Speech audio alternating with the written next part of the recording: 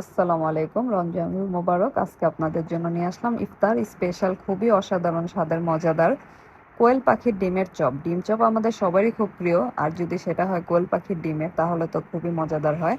চলুন রেসিপিতে চলে যাই। এই যে আমি এখানে কোয়েল পাখির ডিম সিদ্ধ করে নিয়েছি, আর এখন ডিমগুলোকে মাছ বরাবর কেটে নিচ্ছি। ডিমগুলোকে কেটে না নিলে এগুলো তেলের মধ্যে বিস্ফোরণ হওয়ার সম্ভাবনা রয়েছে। তারপরে এখানে আমি বেসন গুলিয়ে নিয়েছি, বেশি কিছু নয়, সামান্য পরিমাণ লবণ আর একটু ফুড কালার দিয়ে বেসনটাকে গুলিয়ে নিয়েছি।